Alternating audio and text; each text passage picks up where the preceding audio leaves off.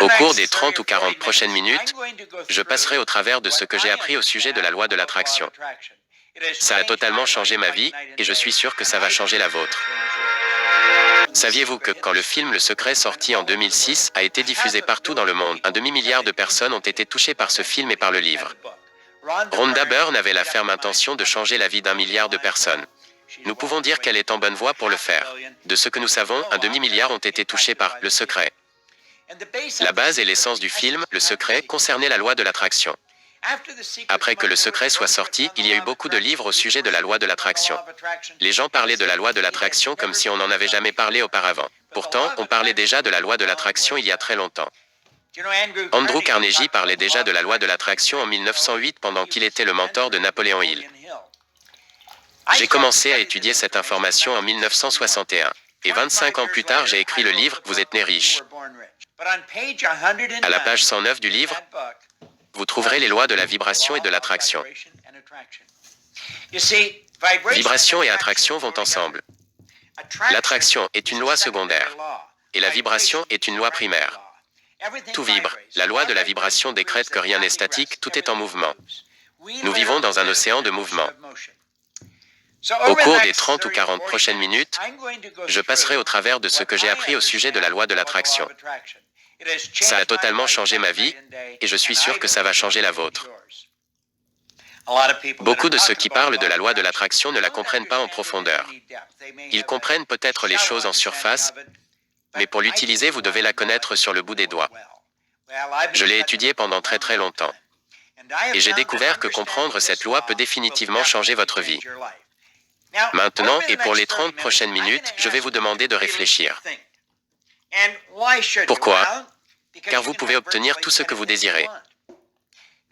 Mais avant de plonger en profondeur dans la loi de l'attraction, arrêtez tout et réfléchissez aux objectifs sur lesquels vous travaillez. La plupart des gens travaillent sur des objectifs de type A. Les objectifs de type A concernent ce que vous savez déjà faire. Par exemple, quand une personne dit que son objectif est d'avoir une nouvelle voiture, vous pourriez lui demander « As-tu déjà eu une nouvelle voiture ?»« Oh oui, j'en ai déjà eu 3 ou 4. » Vous voyez, elle sait depuis longtemps comment avoir une nouvelle voiture. Ce n'est pas un but ou un objectif. C'est peut-être quelque chose qu'elle veut faire et elle devrait le faire si c'est ce qu'elle souhaite. Un but est quelque chose que nous définissons. Un but est quelque chose que nous définissons et qui va demander le meilleur de nous-mêmes. On ne peut pas obtenir un but. Les biens en sont l'effet bénéfique. Les buts nous font grandir. En général, quand une personne réussit déjà dans ce qu'elle sait faire, elle cherche alors à accomplir ce qu'elle pense pouvoir faire. J'appelle cela un objectif de type B. Dans ce que vous pensez pouvoir faire, vous n'y trouverez aucune inspiration ni aucun développement. C'est plus un genre de jeu de la manipulation. Si elle fait ceci, s'il fait cela, si je peux avoir ceci, alors j'atteindrai mon but. J'aimerais que vous compreniez bien cette loi. Et quand vous la comprenez, vous vous situez sur une vibration totalement différente. Vous passerez à un tout nouveau monde. Vous commencerez à vous développer, et c'est ce que nous voulons. Vous êtes la plus grande création de Dieu. Vous êtes né avec des outils mentaux qui vous permettent de créer. C'est l'objectif de type C, le but créatif. Ça signifie aller chercher ce que vous voulez vraiment. Vous ne savez pas comment l'obtenir, mais vous savez que vous allez y arriver. Maintenant, un peu d'histoire. Les frères Wright ne savaient pas comment faire décoller un avion, mais ils savaient qu'ils y arriveraient. Ed Hillary ne savait pas comment il pourrait se rendre au sommet de l'Everest, mais il savait qu'il y arriverait. Que voulez-vous vraiment? Pensez-y. Suivez-moi et rêvassez pendant quelques minutes. Ensuite, je vous montrerai les règles que vous pourrez mettre en application. Réfléchissez à ça. Pensez-vous que Steve Jobs savait comment faire une telle chose avant de le faire? Sûrement pas. Il n'aurait pas pu vous dire comment faire avant de l'avoir fait. Et c'est la même chose pour tout dans la vie. Des gens qui ont accompli des choses extraordinaires ne savaient pas comment le faire. Roger Bannister ne savait pas comment courir un mile en 4 minutes avant d'avoir couru un mile en 4 minutes. Ce qu'il y a d'étrange, c'est que quelques mois plus tard, quelqu'un d'autre a réussi à courir un mile en 4 minutes. De nos jours, les coureurs font le marathon de Boston en moins de 5 minutes par mile. Alors, bientôt, ils le feront aussi en 4 minutes. Que voulez-vous vraiment? Pensez à la maison de vos rêves. Je parlais à une jeune femme nommée Lisa, je lui ai demandé « Lisa, que veux-tu vraiment ?» Elle me parla de la maison de ses rêves, elle la décrivait. Je lui ai dit « Vas-y Lisa, poursuis ce rêve. » Qu'en est-il du voyage que vous voulez faire? Ou du business que vous voulez lancer? Je me souviens de ma sœur et de mon beau-frère au début de leur cinquantaine. Il a lancé une entreprise de fourniture de sécurité avec 3 autres personnes. Il l'a lancée et dirigée, mais ce n'était qu'un travail. Une opportunité lui fut donnée d'acheter une entreprise de fourniture de sécurité, il était très nerveux. Il était au début de sa cinquantaine. Mais ils ont hypothéqué leur maison, ils ont emprunté de l'argent, ils ont investi tout ce qu'ils avaient dans cette compagnie. Aujourd'hui, ils sont multimillionnaires. Ils sont à la retraite et continuent d'y travailler un peu, mais leur fils et leur petit-fils dirigent maintenant la compagnie. Cette entreprise s'est énormément développée. Ça ne serait jamais arrivé s'ils n'avaient pas suivi leurs rêves. J'aimerais que vous suiviez les vôtres. Comprenez ceci. Si vous pouvez le voir, vous n'avez pas à savoir comment l'obtenir. Votre vie changera en conséquence. Vous êtes bien plus que ce que vous paraissez en surface. Voici une photo de vous si on vous photographiait avec l'appareil de Kirlian. Semyon Kirlian confectionna un genre de photographie. Quand il prend une photo de votre corps, vous apparaissez totalement différent que quand vous êtes éclairé par la lumière habituelle. Vous êtes tellement plus que ce que vous paraissez ou que vous pensez être. Vous avez déjà en vous tout ce qu'il faut pour attirer. Vous avez déjà en vous tout ce qu'il vous faut pour attirer tout ce que vous voulez dans votre vie. J'aimerais que vous y pensiez avant d'aller plus loin. Il n'y a que deux sources auxquelles se référer pour en apprendre plus sur vous-même. La science et la théologie. Les deux indiquent clairement que rien n'est créé ou détruit. Et si rien n'est créé ou détruit, c'est donc que tout est déjà là, si ce n'est sous une forme ou sous une autre. Voici une bouteille en plastique remplie d'eau. Ce plastique était du pétrole. Cette eau était de l'air, de l'éther ou du gaz. Si je faisais bouillir cette eau, elle retournerait d'où elle provient. Pensez-y un moment. L'eau, la bouteille et mon corps sont constitués d'une seule et même chose. C'est de l'énergie. Mon corps est énergie. Mettez votre main en face de vous et regardez-la.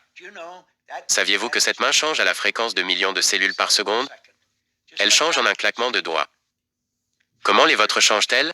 Vous perdez des millions de cellules. 40, 50 millions de cellules par seconde et vous en refaites bien plus. Saviez-vous que nous pouvons créer la vie que nous voulons? Nous pouvons nous mettre dans la vibration que nous devons être pour attirer ce que nous voulons. Regardez ça. Si j'appuie sur mon téléphone, il envoie un message. Et si j'avais votre numéro, vous recevriez le message en un claquement de doigts. Comment est-ce possible? Ça se produit avec des vibrations. Voilà comment ça marche. Le monde entier fonctionne de cette façon. C'est phénoménal. Voici une vue d'ensemble de ce que je vais faire. C'est plutôt mignon. Gardez un œil sur la balle. Regardez bien la balle. Comprenez ceci. Vous utilisez votre esprit et personne n'a jamais vu l'esprit. Personne n'a jamais vu l'esprit. L'esprit et la loi de la vibration sont deux choses différentes. Quand vous commencez à les saisir, tout s'améliore. Et quand vous les comprenez vraiment, vous prenez le contrôle de votre vie. On vous a donné la possibilité de le faire, tout ce que vous avez à faire, c'est d'apprendre comment. Je vais vous montrer comment dans les 30 prochaines minutes. Disons que ce cercle représente votre esprit. Il est divisé en deux. Vous aviez remarqué? Il y a une ligne horizontale qui le coupe en deux. Ajoutons-y le corps. Disons que c'est le corps et le dessus c'est l'esprit. On va le mettre en bas pour exposer ce qui suit. Ici, vous avez votre esprit conscient. Et en dessous, le subconscient, puis le corps, qui est l'instrument de l'esprit. Le corps fait des actions qui produisent des résultats. Le corps agit en fonction de la vibration dans laquelle il se trouve. Ça peut paraître un peu confus, mais restez avec moi et je vous garantis que vous comprendrez. Si je peux l'apprendre, alors vous le pouvez aussi. Donc, non seulement nous obtenons les résultats que nous avons, mais nous avons aussi une image dans notre esprit. Un rêve. Nous avons cette magnifique étoile que nous souhaitons atteindre. Ce rêve est tout là-haut, mais il se situe à un niveau différent. C'est un monde invisible. Ça se situe à un endroit que seul vous pouvez voir. Il n'y a que moi qui peux le voir. Earl Nightingale l'a bien décrit. J'ai travaillé avec Earl pendant 5 ans, c'était une merveilleuse expérience. Il a dit, ce grand rêve, cette puissance dynamique, qui est invisible pour tout le monde sauf pour la personne qui la détient, est la source de toutes les grandes avancées de l'espèce humaine. Ici, vous avez le monde dans lequel nous vivons. Il s'agit du monde visible, c'est le monde physique. Et nous vivons avec nos sens, nous expérimentons avec ce que nous voyons, entendons, sentons, goûtons et touchons. Nous avons un bulletin scolaire et nous laissons ce papier nous dire quel genre d'étudiants nous sommes. Nous sortons de l'école et le bulletin scolaire devient le bilan financier ou le compte bancaire. Nous devons bien comprendre que tout ce que nous voyons à l'extérieur a d'abord été généré à l'intérieur. C'est vrai. Et voici l'espace que nous voulons combler. Nous devons comprendre comment fermer cet espace.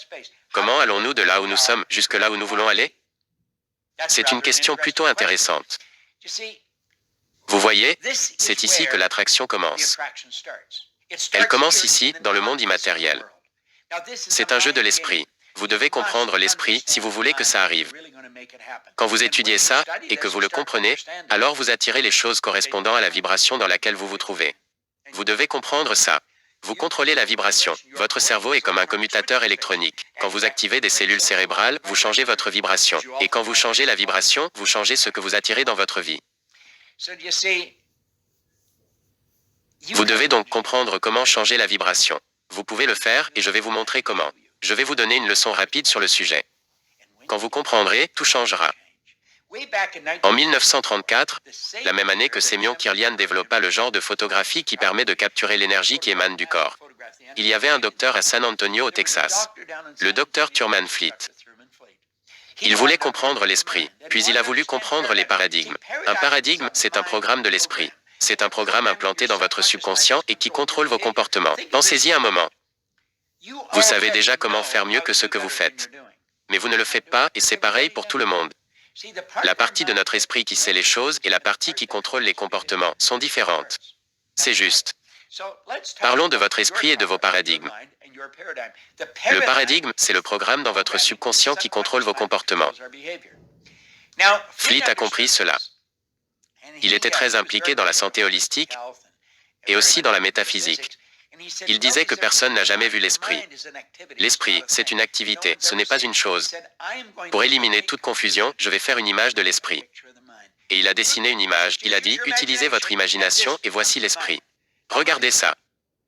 Savez-vous que c'est la plus merveilleuse idée que j'ai pu voir?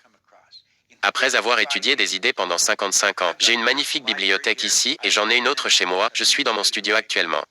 Puis, nous avons relié ce cercle et nous avons dessiné une ligne au centre. Voici donc l'esprit conscient, le subconscient et le corps. Prenez le temps de jouer avec ça. C'est sans aucun doute la plus précieuse des idées que j'ai jamais apprises. Leland Bell van der Waal, qui nous a quittés, que Dieu le bénisse, m'avait transmis ceci. J'ai étudié cela, sans éducation scolaire, sans connaissance en business, et mes revenus sont passés du néant à plus d'1 million de dollars par an. Je nettoyais des bureaux et je voulais juste arrondir les fins de mois. Quand j'ai utilisé cette information, mon business s'est développé. Je vivais en Angleterre et je me suis demandé, comment ai-je fait ça? Je savais que je n'étais pas très intelligent. J'ai été élevé pour croire que si vous voulez gagner beaucoup d'argent, vous devez être très intelligent. Je ne l'étais pas, mais je gagnais beaucoup d'argent. J'ai été élevé dans l'idée que si vous n'avez pas de diplôme, vous ne trouverez pas un bon travail. Je n'avais pas de diplôme, j'ai fait uniquement 2 mois de lycée. Je n'avais pas un bon travail, je possédais la compagnie. Je ne croyais pas qu'il y avait un Dieu capricieux qui m'aurait béni par hasard. Je ne pensais pas que